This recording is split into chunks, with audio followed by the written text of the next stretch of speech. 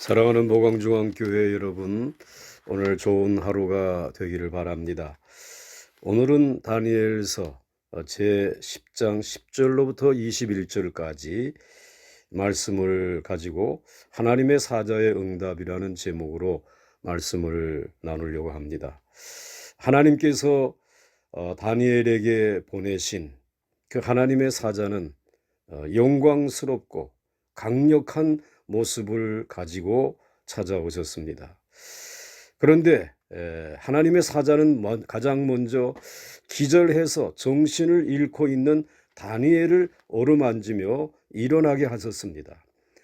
10절 말씀에 한 손이 있어 나를 어루만지기로 내가 떨었더니 그가 내 무릎과 손바닥이 땅에 닿게 일으키고 하나님의 사자가 가진 그 영광스럽고 강력한 모습은 주의 백성을 지키기 위하여 원수들과 싸우시는 모습이었습니다. 그러나 다니엘에게만큼은 결코 싸우시는 모습이 아니었습니다. 가장 친한 사람이 다니엘을 대하듯이 그렇게 어루만져 주셨습니다. 그리스도는 원수들에 대해서는 일체 빈틈이 없는 완전한 장수의 모습이지만 다니엘에 대해서는 아주 자상한 모습이었습니다. 오늘 그 대상 다니엘은 오늘 하나님께서 친히 사랑하셔서 어루만져 주시고 그리고는 그것도 부족해서 새로운 힘을 불어넣어 일으켜 주시고 계십니다. 11절과 12절 말씀을 보시기 바랍니다. 내게 이르되 큰 은총을 받은 사람 다니엘아, 내가 내게 이르는 말을 깨닫고 일어서라. 내가 내게 보내심을 받았느니라 하더라.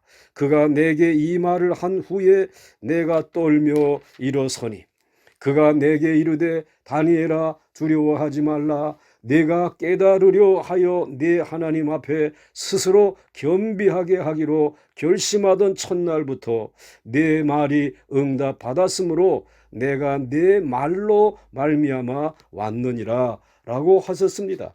하나님의 사자는 다니엘이 하나님 앞에서 크게 은총을 받은 자여라고 말씀하셨습니다. 하나님 앞에는 많은 천사가 있습니다. 천사들에게도 사실 계급이 있죠. 그런데 다니엘은 이 세상에 몸을 두고 있지만 하나님 앞에서는 어떤 천사보다 더 하나님의 사랑을 받고 하나님의 관심을 끄는 자였습니다. 다니엘이 기도하면 하나님께서 그렇게 좋아하시고 다니엘이 하는 것에 하나님은 모든 관심을 다 집중시켜 주셨습니다. 우리는 하나님 앞에서 이런 사람이 되어야 합니다. 세상에서는 큰 소리를 치지만 하나님 앞에서 별 볼 일이 없는 사람이 되어서는 절대로 안 됩니다. 그런데 어떻게 하면 하나님 앞에서 이렇게 중요한 사람이 될 수 있겠습니까? 다른 것을 잡으면 안 되고 하나님의 말씀을 굳게 잡아야 합니다. 아브라함은 다른 것을 붙잡지 않고 하나님의 말씀을 붙잡았더니 하나님께서는 나의 벗 나의 친구라고 하시면서 직접 찾아오셨습니다. 하나님은 하나님의 사자를 다니엘이 금식하면서 기도를 시작할 때 벌써 보내셨습니다. 이것을 보면 우리가 하나님 앞에서 자신을 낮추면서 기도하거나 금식하는 것을 하나님께서 얼마나 중요하게 보시는지 알 수 있을 것입니다. 하나님은 다니엘이 기도하자마자 바로 하나님의 사자를 보내셨습니다. 다니엘이 하나님께 무슨 기도를 드렸을까요? 이 사나운 짐승 같은 페르시아나 그 후에 나타날 마게도니아 같은 나라 속에서 우리 하나님의 백성은 어떻게 되며 우리 자녀들은 어떻게 됩니까? 라고 하는 것이었습니다. 하나님께서는 이렇게 힘센 장수이신 하나님의 사자가 지키고 있으니까 안심하고 두려워하지 말라고 하나님의 사자를 보내신 것입니다. 그런데 중요한 것은 이 뒤에 나옵니다. 13절 말씀을 보시기를 바랍니다. 우리 13절 말씀에 그런데 바사 왕국의 군주가 20일 동안 나를 막았으므로 내가 거기 바사 왕국의 왕들과 함께 머물러 있더니 가장 높은 군주 중 하나인 미가엘이 와서 나를 도와주므로 라고 하였습니다.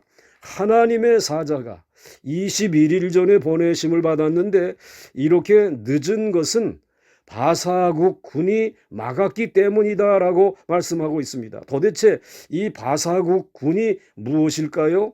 바사국 군의 군은 바사국을 조종하고 있는 천사를 말합니다. 그런데 이 천사는 좋은 천사가 아니고 나쁜 천사입니다. 그러니까 하나님의 사자가 다니엘에게 오지 못하도록 3주 동안이나 붙잡고 있었던 것입니다. 지금 하나님께서 보여주시려고 하는 것은 모든 나라 뒤에는 그 나라를 조종하고 있는 천사가 있다라고 하는 것입니다. 그 천사가 좋은 천사일 수도 있고 악한 천사일 수도 있습니다. 그런데 악한 천사가 조종하면 왕이나 신하들에게 자꾸 악한 계획을 세워서 하나님의 백성을 대적하려고 하고 핍박하려고 하는 데 비하여 좋은 천사가 조종하면 선한 정치가 이루어지는 것입니다. 그런데 지금 바사국의 천사는 악한 천사였습니다. 그래서 하나님의 백성을 대적해서 죽이려고 했기 때문에 그것을 막느라고 시간이 많이 걸렸던 것입니다. 어쩌면 이 바사국의 사건이 아하수에로 때에 하만의 모략으로 유대인들을 다 죽이려고 했던 사건인지도 모릅니다. 그런데 여기서 궁금한 것은 왜 하나님의 사자가 단번에 바사국의 천사를 때려눕히지 못하고 또 미가엘 천사의 도움을 받아야 하는 약한 모습이었는가 하는 것입니다.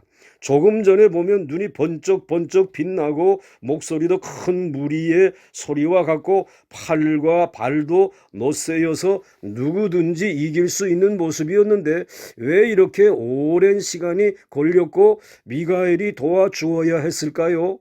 이것은 두 가지 의미로 생각할 수 있습니다. 하나는 사탄의 세력이 우리가 생각하는 것보다 훨씬 더 강하다라고 하는 것입니다. 아마 미가엘 천사 혼자였다면 이기지 못했을 수도 있습니다.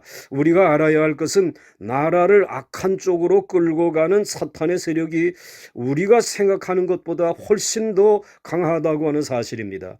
그리고 또 하나는 예수님이 십자가를 지시기 전에는 예수님도 완전한 능력을 발휘하시지 못하신 것 같습니다. 그것이 예수님이 약해서라기보다는 완전한 구원의 때를 위해서 힘을 다 쓰시지 않으신 것 같습니다.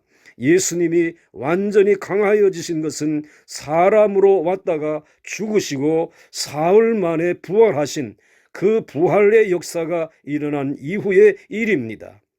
하나님의 사자는 자꾸 다니엘을 만지시면서 말하게 하시고 힘을 내게 하셨습니다. 16절 말씀을 보시기를 바랍니다. 인자와 같은 이가 있어 내 입술을 만진지라. 내가 곧 입을 열어 내 앞에 서 있는 자에게 말하여 이르되 내 주여 이 환상으로 말미암아 근심이 내게 더하므로 내가 힘이 없어졌나이다 라고 하였습니다. 다니엘은 하나님의 사자의 말을 들으면서 또 땅에 쓰러져 기절하였습니다. 왜 다니엘은 하나님의 사자 앞에 자꾸 쓰러지려고 했을까요? 아마도 21일째 금식하고 많이 지치기도 했을 것입니다. 그러나 더 중요한 것은 우리가 인간의 몸으로는 하나님의 은혜를 다 감당할 수 없다는 것입니다. 우리 눈으로 하나님의 환상을 보게 되었을 때의 충격은 말로 표현할 수가 없습니다. 거기에다가 자기가 가장 사랑하는 믿는 사람들의 미래 운명에 관한 문제에 신경을 쓰지 않을 수가 없는 것입니다. 그때 하나님의 사자는 이 환상은 오랜 후의 일이라고 14절에 말씀하셨습니다. 왜 하나님께서는 비록 먼 미래에 이르기는 하지만 하나님의 백성들이 핍박을 당하는 모습을 보여주셨을까요? 그 이유는 두 가지로 생각할 수 있습니다. 하나는 이 세상에 치열한 영적인 전투가 있다는 것을 깨닫게 해 주시려는 것입니다. 전쟁 중일 때에 군인은 언제나 전쟁에 대한 준비를 하고 있어야 합니다. 그리고 자칫 잘못하면 원수의 총에 맞아 죽을 수가 있습니다. 하나님의 백성이 영적인 긴장을 늦추고 세상을 바라보고 타락하면 나중에 더 비싼 대가를 지불해야 하는 것입니다. 한번 마귀에게 빼앗긴 예배와 말씀의 자유를 되찾으려고 하면 순교까지 각오해야 이 보배를 도로 찾아올 수 있습니다. 그리고 또 하나는 하나님께서는 어느 정도 순교자의 수를 정해 놓으신 것 같습니다. 그래서 이 귀한 하나님의 구원이 다 이루어지기 위해서는 어쩔 수 없이 순교의 피가 흘러야 하는 것입니다. 그러나 하나님 앞에서는 순교의 희생이 가장 상급이 큽니다. 하나님의 사자는 다니엘에게 자꾸 힘을 내라고 하십니다. 19절 말씀을 또 한번 보시기 바랍니다. 이르되 큰 은총을 받은 사람이요 두려워하지 말라, 평안하라, 강건하라, 강건하라. 그가 이같이 내게 말하매 내가 곧 힘이 나서 이르되 내 주께서 나를 강건하게 하셨사오니 말씀하옵소서라고 하였습니다. 다니엘은 이 세상만 보고도 걱정이 많이 되었는데 그 뒤에 있는 악한 세력들을 보니까 더 두려워하게 되었고, 이것이 결코 간단한 문제가 아니구나 하는 생각을 갖게 되었습니다. 그래서 너무 두려워하고 걱정하니까 하나님의 사자가 만지시면서 두려워하지 말라고 하며 강건하라고 하였습니다. 우리의 신앙이 살아있으면 사탄이 우리를 이기지 못하기 때문입니다. 우리가 알아야 할 것은 개인을 조종하는 마귀보다 국가를 조종하는 마귀가 훨씬 더 세다는 것을 알아야 합니다. 집에서 술을 마시고 행패를 부리거나 도박을 하는 사람에게 있는 악한 용보다 히틀러를 조종하고 일본 천황을 조종하고 스탈린을 조종했던 사탄의 영이 훨씬 더 힘이 강합니다. 그런데 우리는 이런 영도 이길 수 있습니다. 기도에는 능치 못한 것이 없기 때문입니다. 하나님의 사자는 다음에 될 일을 20절에서 이렇게 말씀해 주시고 있습니다. 20절 말씀에 그가 이르되 내가 어찌하여 네게 왔는지 네가 아느냐? 이제 내가 돌아가서 바사 군주와 싸우려니와 내가 나간 후에는 헬라의 군주가 이를 것이라 라고 말씀해 주셨습니다. 하나님의 사자는 바사군과 싸워서 물리쳐 버립니다. 즉 페르시아의 귀신을 잡아버리는 것입니다. 그러면 페르시아는 힘을 잃고 망하고 맙니다. 그러나 그 뒤에는 헬라 귀신이 등장하게 되는데 알렉산더 대왕이 미친 사람처럼 주위의 모든 나라들을 정복하고 일시적으로 대권을 장악하게 되는 것입니다. 결국은 이 세상은 영들의 전쟁터입니다. 이 세상에 아무리 악한 왕이나 독재자도 다 영들의 허수아비, 하수인에 불과합니다. 이런 가운데 하나님의 사자는 역사를 통제하시며 성도들을 지켜주십니다. 우리 주 예수 그리스도는 역사를 통제하시고 성도들을 지켜주십니다. 그러나 그가 죽음에서 부활하신 후에는 더 강하게 되셔서 절대로 악한 자들이 어느 선을 넘지 못하게 지켜주십니다. 그리고 우리로 하여금 말씀과 성령으로 악의 세력을 이기게 하는 것입니다.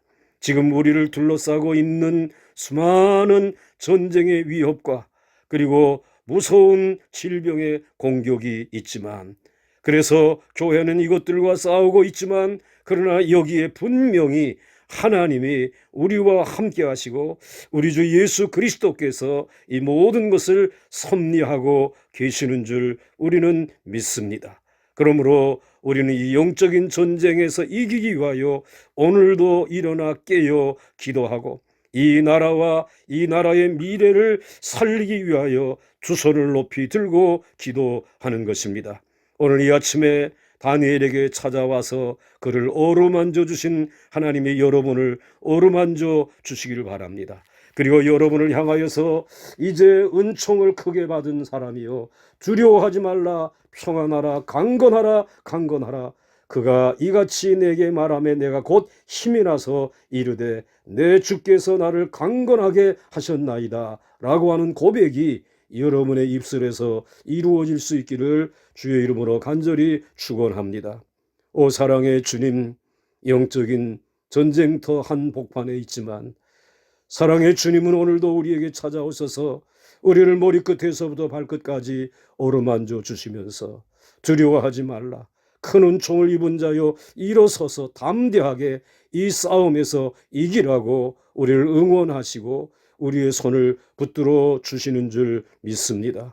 아버지 하나님 앞에 늘 무릎 꿇고 두 손 높이 들고 기도하는 우리 하나님이 귀하게 크게 여기는 영적인 용사로 살아가기를 원합니다. 도와 주시옵소서. 예수님의 이름으로 간절히 기도드려사옵나이다. 아멘.